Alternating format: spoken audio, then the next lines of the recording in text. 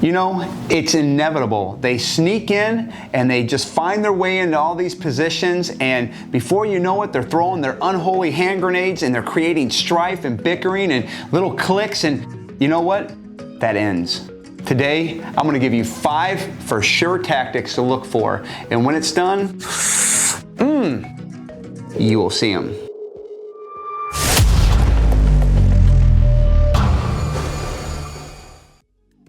Hey, welcome back, Faith Family, to another CTM vlog. I know it's been a minute, but today, good stuff's coming. 5 for sure tactics to help you see the wolf amongst believers. And so the first one we're going to talk about is positioning. Positioning is absolutely the first tactic the wolf will employ in order to get a foothold in your fellowship. Now, we've all seen those individuals that come into the fellowship and they're on fire for the Lord and they want to be part of the organization, and they're always part of the groups that are raising their hand wanting to help out. Now, it's important I preference that a person who wants to help or someone who's on fire for the Lord doesn't necessarily make them a wolf. However, a wolf will absolutely use this first tactic to get into your fellowship. And so the only difference is that a wolf comes from a long history of dysfunction and brokenness. And you'll find them smack dab in the middle of one broken fellowship after another. But given enough time, they will work their way into the core circle of your leadership. You will find them there making small talk with them and just hoovering around them. The purpose is they are using that to garner credibility. So remember, positioning. Number 2, no boundaries. Healthy boundaries are critically important. Boundaries create trust and they build healthy relationships, both personal and professional. The fact is that there are individuals that don't like what you do, but they respect you because you stand up for what you believe in. See, a perfect example of a healthy boundary is in CIAN Truth Ministries, we have a policy, boundary, that no males will be alone with females and no females will be alone with males. On a personal level, I don't hug females other than my wife or my mother-in-law. So whether it's personal or it's organizational, when boundaries are actively, willfully disregarded and crossed, you are absolutely being disrespected and not valued. Wolves don't value anybody but themselves. They are predatory in nature and they need to be able to move freely. Boundaries confine them and force their hand. So when you see boundaries crossed, understand you are absolutely seeing something that's tantamount to verbal, physical, and emotional abuse. And when you're seeing it,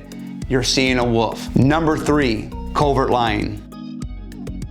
Covert lying is nothing more than grandiosity in the wolf's mind, yet lacking any external manifestation. The wolf will say numerous things that to them makes them look better, but it's not grounded in any truth. And they ready that excuse to cover their lie when needed. In ministry, these are the individuals that you often find suggesting programs or outreach, yet they make no contribution of their own, while at the same time making sure they get credit in some way at the end of the day.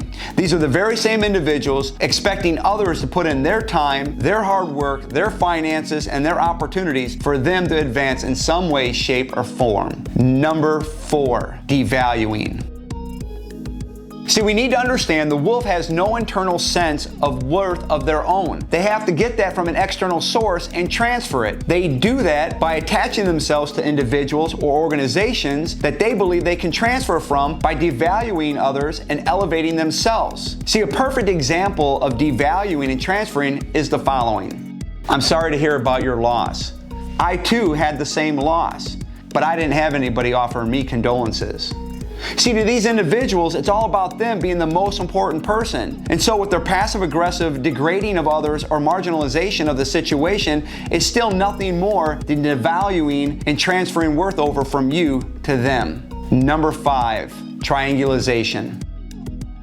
Triangulation is nothing more than the process of creating an ally, or what's also referred to as a flying monkey. Never heard of a flying monkey? Well, it's a reference back to the Wizard of Oz, where the Wicked Witch is using, and you guessed it, a flying monkey to carry out her bidding of manipulation, controlling, or punishing a perceived opposition. And this process starts with 2 phases. The first is directly after devaluing, but will add gaslighting to the mix. And a perfect example looks like this. Everyone thinks I'm right. Everyone thinks the way I do. Everyone thinks you're a rebellious person. The whole purpose of this is to condition you into questioning yourself, yet at the same time getting credence to what the wolf's saying. A wolf will always take advantage of every opportunity or person when it presents itself. The next phase is to create that ally or the flying monkey. Ideally, this person is an individual outside of the situation. The ideal individual being groomed as the flying monkey is one that is perceived to have authority over the person or is a respected person of the person being triangulated. Once they've found their flying monkey, the next phase, the wolf will move to create agreements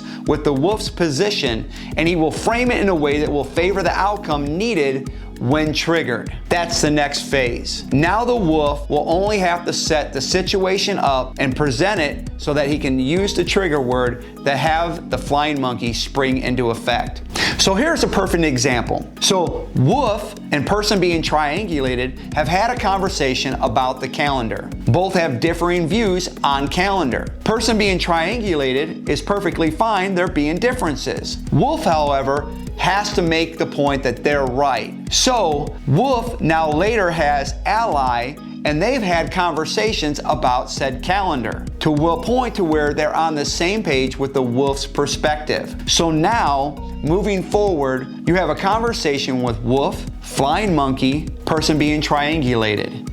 During the conversation, which has nothing to do with the calendar, the wolf will wait for an opportunity to drop the key word that will bring up the conversation between the flying monkey and the wolf in this context. And so when the wolf uses the key phrase about the calendar, the flying monkey will chime in and will bolster the position of the wolf, ultimately alienating the person being triangulated and bringing hurt. This is the sole purpose of trying to create division and hurting others while bolstering themselves. All right, so I hope you found that edifying now that you have the confidence and the tools to be able to look the wolf in the eyes and say, we see you. So if you're looking for more information, I'll put the card above or I'll link it in the information below for On These Two's podcast, A Wolf Amongst Believers. So until I see you next time, on behalf of a mighty merciful God and CIAN Truth Ministries, know that we love you. Yah willing, see you again. Shalom.